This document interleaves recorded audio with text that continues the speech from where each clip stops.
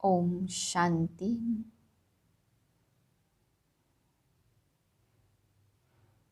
मैं आत्मा सर्व प्रकार की कोमलता को समाप्त कर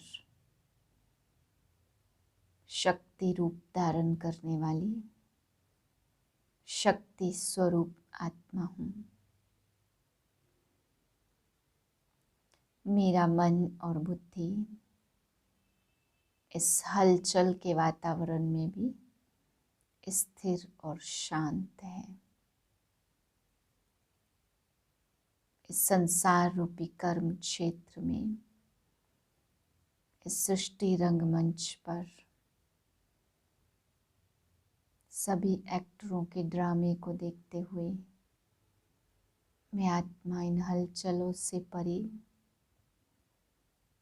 एकांत में हूँ, शांत हूँ। इसी स्थिति में आज के महावाक्य सुनते हैं। 26/11/2021 के महावाक्य हैं।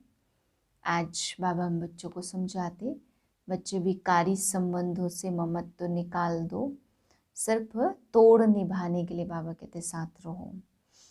फिर बाबा समझा रहे, देह भान को भूल ज़्यादा से ज़्यादा अशरीरी बनने की प्रैक्टिस करनी है। फिर बाबा समझाते, दुख के टाइम ही भगवान को पुकारते कि इस बंधन से छुड़ाओ। सुख के टाइम तो बाबा कहते याद नहीं करते, दुख के समय पुकारते हैं। आज बाबा कहते अंधा उनको कहा जाता जो रचयिता रचना के आदि मध्य अंत को नहीं जानते हैं।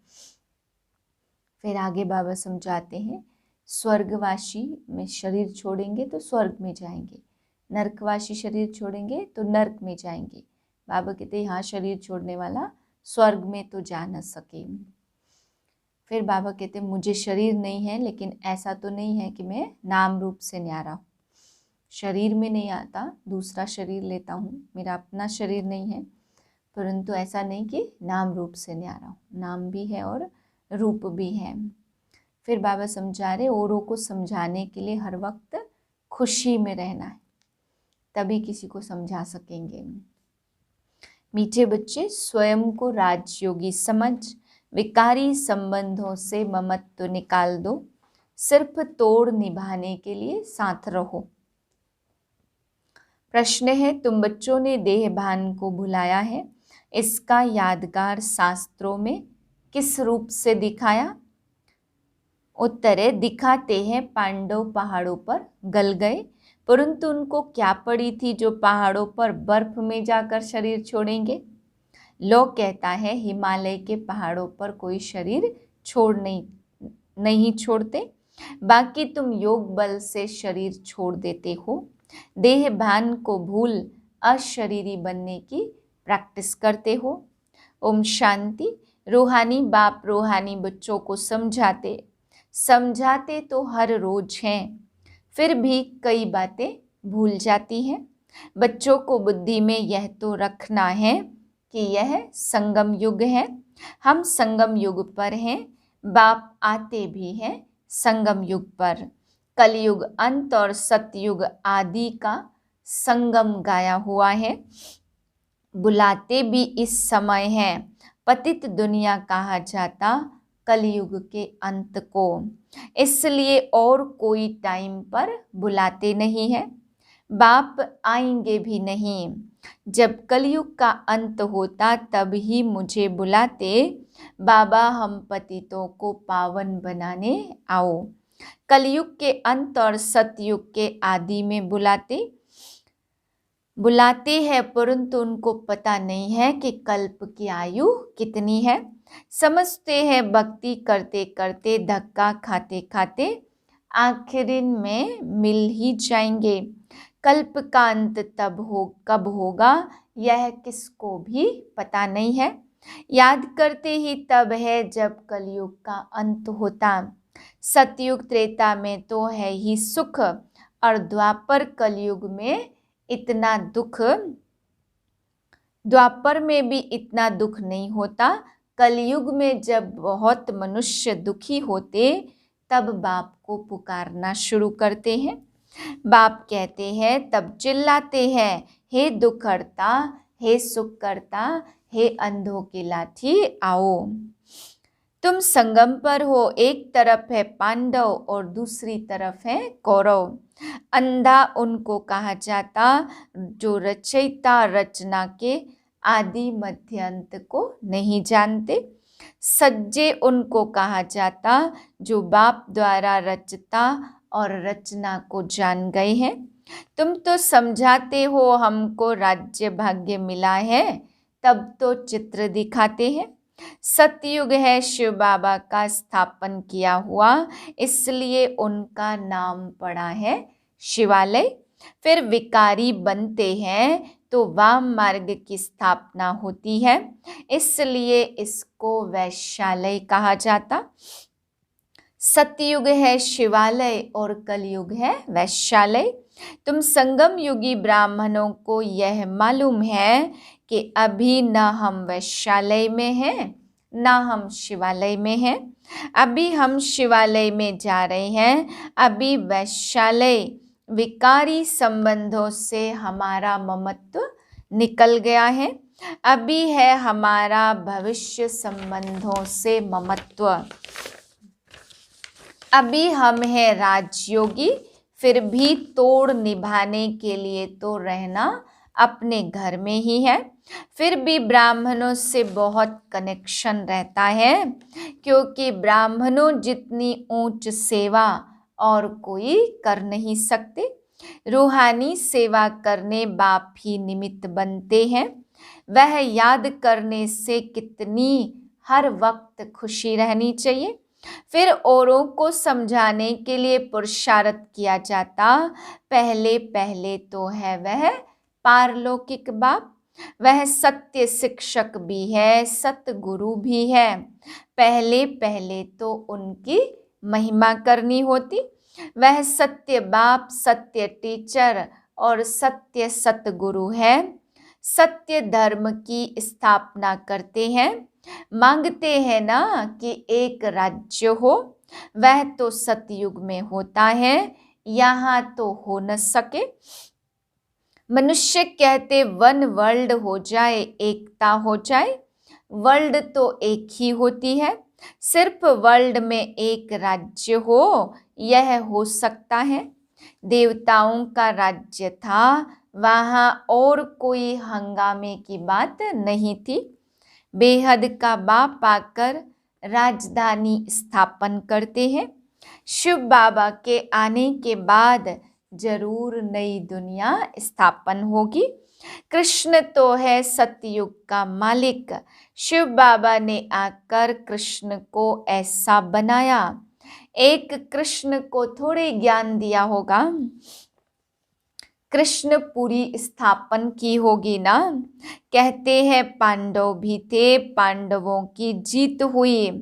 वैसे आत्मा भी एक शरीर छोड़ दूसरा लेती, शांति धाम में जाकर फिर आएंगे सतयुग में।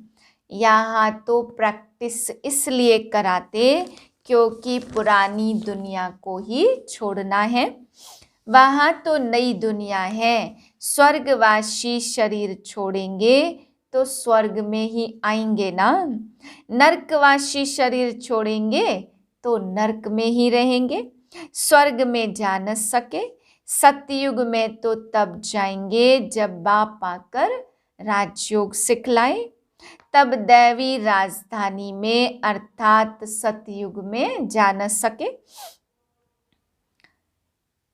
तब दैवी राजधानी में अर्थात सतयुग में जा सके। राजा महाराजा का लक़ब यहाँ भी मिलता है, पद दूसरा मिलता परंतु नाम वही चलता रहता। बाप समझाते 5000 वर्ष पहले भी ऐसे कहा था, ड्रामा के प्लान अनुसार मैं आता हूँ।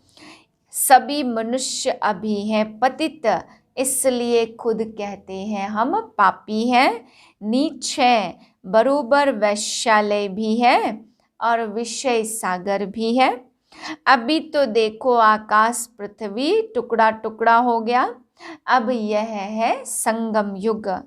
संगम युग पर जब याद आए तब समझे कि हम सतयुग में जाते हैं। संगम है तो बाबा भी जरूर होगा। अब तुमको लाइट कैसे देवे? आत्मा तो लाइट है, तो तुम्हारे सिर पर बिंदी दे दी। आत्मा को लाइट कैसे दें? लाइट देने से बड़ा बन जाता। वह बड़ी लाइट को पूजते तो परमात्मा को ज्योति स्वरूप कह देते हैं। आत्मा बाप को बुलाती है, तुमने अपनी आत्मा को देखा है? तो परमात्मा को कैसे देखेंगे? हाँ, दिव्य दृष्टि से देख सकते। सो तुम जबकि जानते हो, फिर देखने से फायदा ही क्या? यह तो पढ़ाई पढ़ने की है, जिससे मनुष्य से देवता बनते। यह है फ्यूचर नई दुनिया के लिए पढ़ाई। यह लक्ष्मी नारायण कहाँ ऐसे कर्म सीखे? संगम पर। बाप कहते मैं संगम पर ही आकर तुमको नई दुनिया के लिए पढ़ाता हूँ। बाप कहते तुम हमसे बर्थ राइट ले सकते हो भविष्य 21 जन्मों के लिए।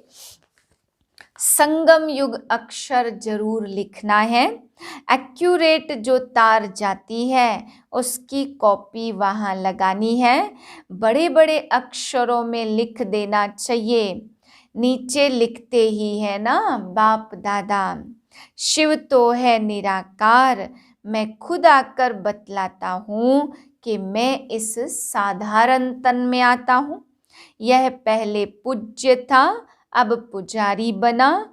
माला में भी है, पहले शिव बाबा फिर 2 दाने हैं। प्रवृत्ति मार्ग है ना, ब्राह्मणों की माला नहीं बनती है। कोशिश की थी बनाने की, परंतु बनी नहीं। इसलिए माला बनाना, अव्यक्त नाम देना छोड़ दिया। नाम जो यहाँ के थे वह नाम यहाँ ही छोड़कर फिर वही अपना पुराना नाम लेकर भाग जाते हैं। उनको उस नए नाम से कोई बुलाएंगे नहीं। तो बाप हमारा टीचर गुरु है, ऐसे बाप को तो बहुत प्यार से याद करना है। परंतु माया ऐसी है जो भुला देती है, इसलिए डगमग अवस्था होती, मुरझाए पने की फीलिंग आती। शिव बाबा की याद से फिर खड़े हो जाते हैं। अच्छा, मीठे मीठे सिकिलधे बच्चों प्रति माता पिता बाप दादा का याद प्यार गुड मॉर्निंग। रूहानी बाप की रूहानी बच्चों को नमस्ते। हम रूहानी बच्चों की रूहानी बाप को नमस्ते। धारणा के लिए है पहले पॉइंट, विकारी संबंधों से ममत्व निकाल देना है। भविष्य के नए संबंधों से बुद्धि योग लगाना है। दूसरी पॉइंट है, औरों को समझाने के लिए हर वक्त खुशी में रहना है। सत बाप, सत शिक्षक और सत गुरु की श्रीमत पर चल अंधों की लाठी बनना है। वरदान है, कोमलता को कमाल में परिवर्तन कर माया जीत बनने वाले शक्ति स्वरूप भाव। शक्ति स्वरूप बनने के लिए कोमलता को कमाल में परिवर्तन करो। सिर्फ स्वयं के संस्कारों को परिवर्तन करने में कोमल बनो, कर्म में कभी कोमल नहीं बनना। इसमें शक्ति रूप बनना है। जो शक्ति रूप का कवच धारण कर लेते, उन्हें माया का कोई भी तीर लग नहीं सकता। इसलिए आपके चेहरे नयन चैन से कोमलता के बजाय शक्ति रूप दिखाई दे, तब माया जीत बन पास विद ऑनर का सर्टिफिकेट ले सकेंगे। स्लोगन है, त्रिकालदर्शी की सीट पर सेट होकर हर कर्म करो तो माया दूर से ही भाग जाएगी। ओम शांति।